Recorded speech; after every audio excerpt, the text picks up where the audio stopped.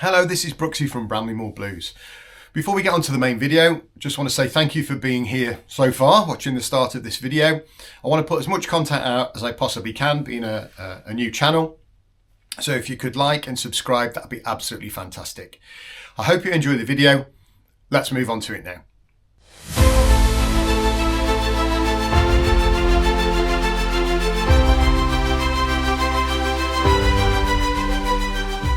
Hello, I'm Brooksy, this is Bramley-Moore Blues.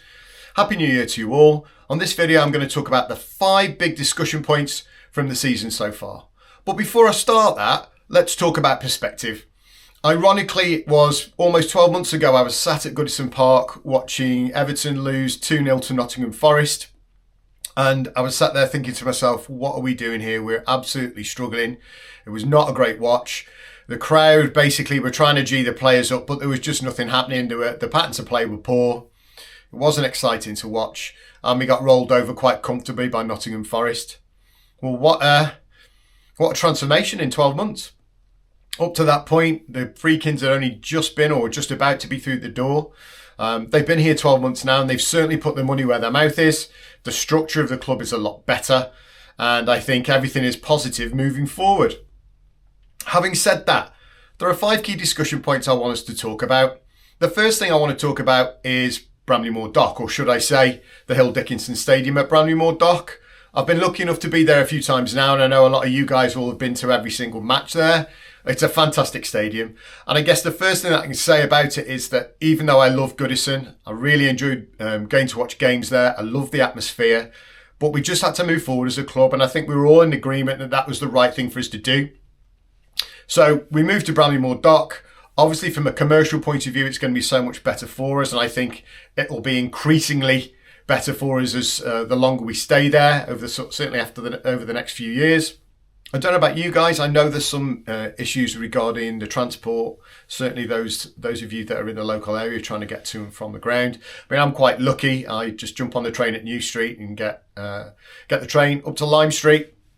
I like to get there quite nice and early. I walk through town, which I quite enjoy doing. So I walk through town and down to the ground.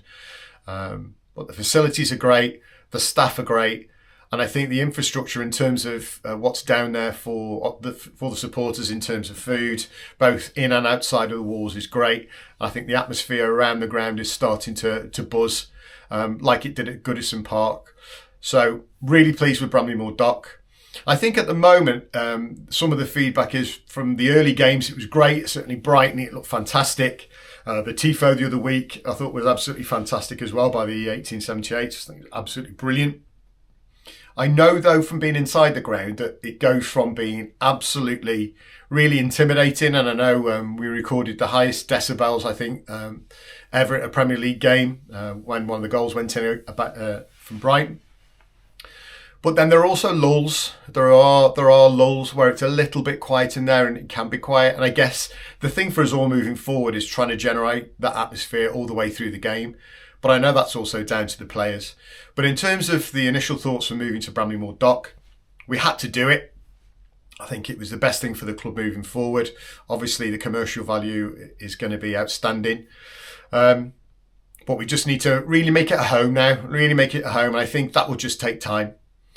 The second thing that I want to talk about is our striker issue. At the moment, we've had a decent sort of bounce in results. I know at the moment we're struggling with injuries and the impact of the African Cup of Nations.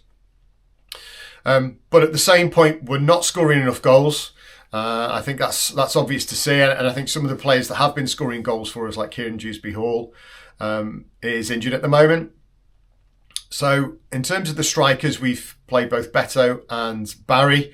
Beto scored 1 Premier League goal. Barry has scored 2. I know Barry's a project signing, and I think there are signs of him really, really improving. I think his link-up play is getting better. His hold-up play is definitely improving, and he's certainly probably the most improved player that we've had since the start of the season. However, we're still not scoring enough goals. So it'll be interesting to see how Moyes plays it in the January transfer window. There has been some talk of Ivan Toney coming back to the Premier League. I'm sure he's going to get a move somewhere. I think it looks like he wants to get a move back to the Premier League so he can get in the World Cup squad. So I don't know whether that's something Everton would look at. I don't know. Richarlison's name's been kind of bounced around, although I think he's playing quite well at Spurs at the moment, and I can't see them letting him go at this point in time. There's Dusan Vlahovic at Juventus has been mentioned as well. I think he's on a free in the summer, and Juventus are looking to recoup some money for him. So I don't know whether he'll be on our agenda. And is it Dubrovnik or I can't even say his name. Dovbyk, I think, from Roma. He's been mentioned over the last couple of days, and I think Roma in the past have been interested in Beto. So I don't know whether it's lazy journalism or whether there's something in that, whether or not a deal can be done, who knows. But I think that's something we really need to look at. And whilst I know we've got to create chances for the strikers, and there's lots of crosses and stuff coming in that we're looking to feed our strikers with, it can't just be that way. We've got to try and link them up through the middle. And I think if you look at the goal that we scored, or the second goal that we scored at Nottingham Forest, Garner's little lovely turn in midfield, and he slid that lovely pass into Barry, who after initial kind of a wobbly touch hit a lovely finish to make it 2-0. That's the sort of goals that we don't score too many of, and I think moving forward that's perhaps something that Moyes will look at. Okay, so the third thing I want us to talk about is the fullback situation. I think from the summer, we were all frustrated as fans. We expected that we would bring in a right back and possibly even another left back. I know we bought Azza, and I'll come on to him in a second. But we haven't got one yet. And Jake O'Brien, I think, has done a sterling job, but ultimately he's a 6'5" centre-half playing at right back. Whilst defensively he's done pretty well, and I can't remember a time when he's been absolutely run ragged. At the same point, moving forward, or going in the sort of attacking half of the pitch, we know he can be good at set pieces because he's a big lad, but you know, the little 1-2s around the edge of the box and taking on a defender and whipping a cross in, it's just not his game. So I'm hoping in the January transfer window, if we do anything at all, it will be getting a right back just to take a little bit of pressure off Jake O'Brien. And if you add to the fact now that Michael Keane is injured, we don't really know how long he'll be out for. And we know that Jared Branthwaite looks like he is coming back, but they'll obviously have to take their time with him, and they'll have to sort of bring him in slowly. Tarky and O'Brien can end up playing centre-half quite a lot over the next few games. So I think the sooner we get a right back in, the better.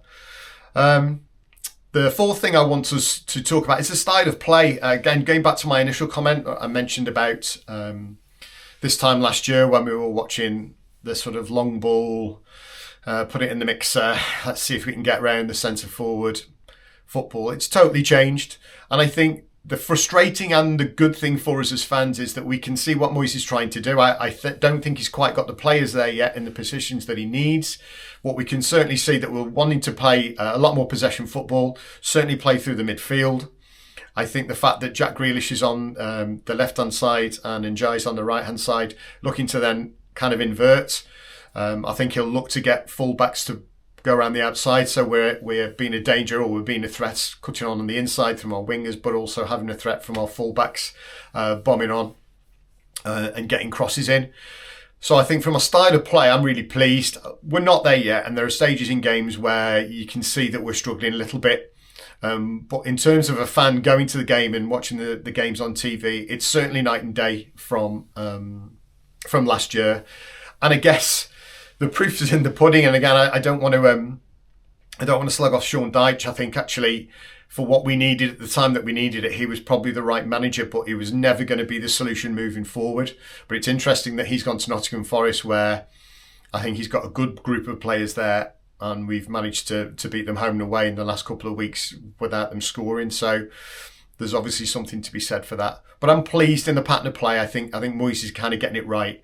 I think there'll be a few more pieces of the jigsaw that we'll need in either this January transfer window or certainly over the summer that will help us progress.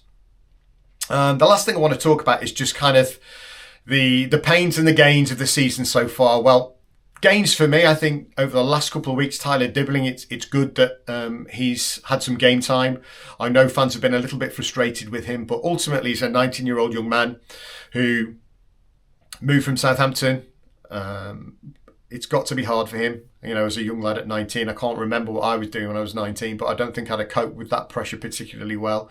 And Moyes has always been good at kind of bedding in players and making sure that he brings them in slowly, integrates them into the club, and then at the right time puts them into the right games. Now, Njai's gone to the African Cup of Nations, so I guess we all thought as fans that we'd see more of Dibbling in this time period, and so it's played out. I think defensively he's done really well in the last 2 games that he's played, the game at Burnley and the game at Nottingham Forest. And you can see, certainly at the early stages of the Burnley game where he got the ball and he was quite neat and tidy. But I think what he'll end up doing is, once he's a bit more comfortable in the side, he'll take a little bit more risk.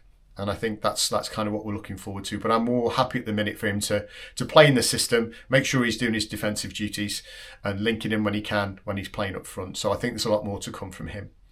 Another positive for me is Tierno Barry. I have to sit here and say I went to the Newcastle game a few weeks ago and he did not have the greatest game in the world. He didn't run the channels particularly well. The ball was bouncing off him. He was a little bit unlucky with his the goal that was disallowed.